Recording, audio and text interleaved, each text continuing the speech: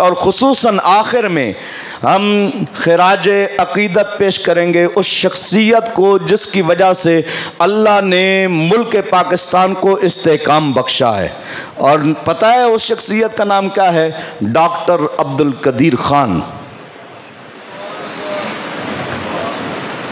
جن کی کوششوں اور محنتوں کی وجہ سے آج دشمن ملک پاکستان کی جانب میلی نگاہ سے نہیں دیکھ سکتا۔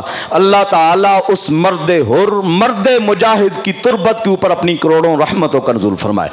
آخری حدیث مبارکہ سنیے، حضرت ابو حماد عقبہ بن عامر الجہنی رضی اللہ تعالیٰ عنہ آپ فرماتے ہیں میں نے نبی پاک صلی اللہ تعالیٰ علیہ وبارک وسلم سے یہ فرماتے ہوئے سنا، آقا علیہ السلام نے فرمایا ان اللہ یدخل بالسہم الواحد ثلاثۃ نفر، اللہ تعالیٰ ایک تیر کی وجہ سے 3 لوگوں کو اللہ جنت کے اندر داخل فرمائے گا۔ تیر ایک ہوگا، اس کے سبب سے اللہ 3 لوگوں کو جنت میں داخل فرمائے گا۔ پرانے زمانے میں تو تیر ہوتا تھا نا، تو آج کل کا تیر جو ہے وہ یہی ایٹم بم ہے جو ڈاکٹر عبدالقدیر خان کی بدولت اللہ نے ملک پاکستان کو عنایت فرمایا ہے۔ تو نبی پاک صلی اللہ تعالیٰ علیہ وبارک وسلم نے فرمایا ایک تیر کی وجہ سے اللہ 3 آدمیوں کو جنت میں داخل فرمائے گا۔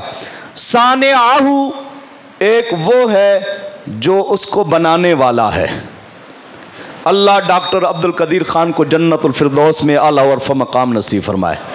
جنہوں نے یہ تیر بنایا ہے، یہ میزائل جنہوں نے بنائے ہیں، جن کی بدولت اللہ رب العزت نے ملک پاکستان کو ایٹمی پاور بنایا ہے، اللہ تعالیٰ انہیں جنت کا راعی بنایا، جنت میں داخل فرمائے۔ میں ایک وہ جو اس کو بنانے والا ہے، اور جس وقت وہ تیر بناتا ہے تو تیر بناتے ہوئے اس کا ارادہ بھلائی کا ہوتا ہے، اور ڈاکٹر عبدالقدیر خان نے اس وجہ سے محنت کی کہ اللہ مسلمانوں کو غلبہ عطا فرمائے۔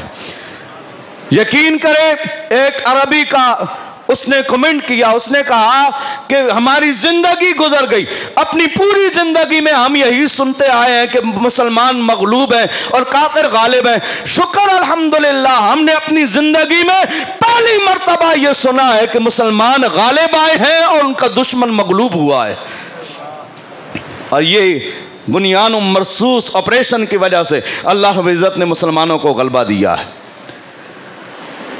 تو ایک وہ آدمی جو تیر بنانے والا اور وہ بناتے ہوئے اس میں بھلائی کا، نیکی کا ارادہ رکھتا ہو، دوسرا ورامی بھی، دوسرا وہ جو تیر پھینکنے والا ہے، جو تیر پھینکنے والا، وہ میزائل چلانے والا، وہ گولی چلانے والا، فرمایا وہ آدمی وہ بھی جنت میں داخل ہوگا جو راہ خدا میں جہاد کرتے ہوئے وہ گولی چلاتا ہے، راہ خدا میں جہاد کرتے ہوئے وہ میزائل چلاتا ہے، فرمایا وہ بھی جنت میں جائے گا۔ وَمُمْبِلَهُ، اور تیسرا وہ آدمی جو تیر پکڑانے والا ہے، جو گولے پکڑ کے دے، حضور نے فرمایا وہ بھی جنت میں جائے گا۔ تو الحمدللہ اللہ تعالیٰ نے ملک پاکستان کو ایک مرتبہ پھر غلبہ عطا فرمایا۔ جتنا اللہ تعالیٰ کا شکر ادا کیا جائے وہ کم ہے، اور پھر خصوصاً وہ شخصیات کہ جنہوں نے ملک پاکستان کے دفاع کو ناقابل تسخیر بنا دیا، اور ان میں ڈاکٹر عبدالقدیر خان کی شخصیت بالکل نمایاں اور واضح ہے۔ اللہ تعالیٰ ان کے درجات میں بلندیاں عطا فرمائے۔ اور آقا علیہ السلام نے فرمایا ورمو، تیر پھینکا کرو، ورکبو، اور گھوڑ سواری کیا کرو۔ اور آج ہمارے سوار پوری دنیا میں مشہور ہیں، اور چاہے وہ اپنے ہیں چاہے بیگانے ہیں، وہ پاک فضائیہ کو سلوٹ کر رہے ہیں۔